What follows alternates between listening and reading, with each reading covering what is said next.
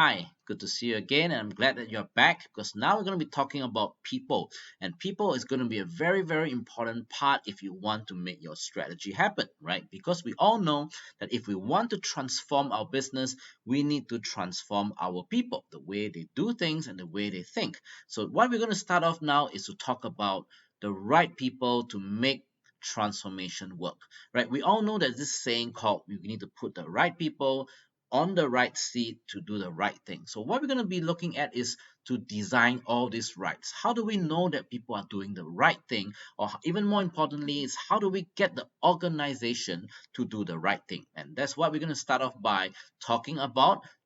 Firstly, transformation KPIs. I think it's very important that we know or we are able to identify whether our transformation is working or not, right? And that will be able to help us to ask the question that how do we prepare our people? And then next would be the skills for the new company. When we talk about new KPIs, then of course we need to equip our people. But more importantly, it's really about getting our people to think differently, right? What are the mindsets that we want so that these people will be able to drive the transformation? So this is a document that I use when I work with companies to help them implement digital transformation. Because usually digital transformation is a huge project and is ongoing. And the only way to get people to keep focusing on is to look at the KPIs. And if you look at this document here, you can see that on the right side here, we have got an execution plan, right? It's not just a strategy, but equally important where we set the annual goals. What do we want to see at the end of 1 year? Right, as we implement digital transformation, and then it breaks down to the quarter. So below that, below the 1 year column, you see the execution plan for the quarter. So this is where you put in your transformation KPIs. Because if you look at the whole plan here, I call it the digital transformation plan overview, where it captures new value propositions based on the 5 digital strategies that we have talked about earlier on, right? And it talks about the innovation or disruption that's going to happen. And all these things actually map out what's going to happen to the business. But we need to know the KPIs that tell us that all our plans are working. And that's what I mean by you need to set transformation KPIs, right? Not the usual KPIs that measure your business growth, right? Your business results, but the KPIs that measure your transformation.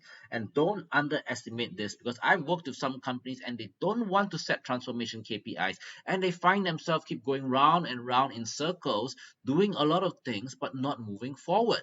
And that is really because they don't have something that tells them whether their transformation is working or not. So you need to set transformation KPIs that measure whether your transformation is working or not.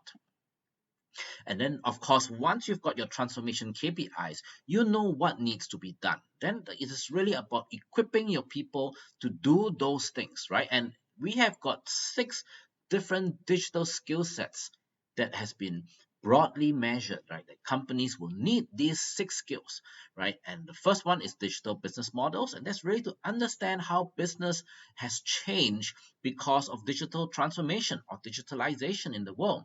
And next would be digital marketing. That's another broad skill set that talk about really how to reach out, right? And then we have got digital development, and that's really creating the kind of software and UI, UX, and the codes that you need to power your transformation. And then next would be data analytics. How do we use this data to build digital assets or to help us do a better business? And then we have got industry 4.0, and that's where you have all those things like AI, robotics, IoT, and all those things that's really transforming the way things are done, right? And then lastly, you have got agile work cultures, right? How do you create a kind of environment that will enable people to do well in a digital age? So these are the 6 different broad skill sets that companies need if they want to really undergo digital transformation and do well in this new world that we live in, right? So this is just a broad overview for you to understand what are the skill sets you need to drive your transformation. Also, very importantly, it is really the mindset, right? Because the old way of thinking can no longer work. Things change very quickly now.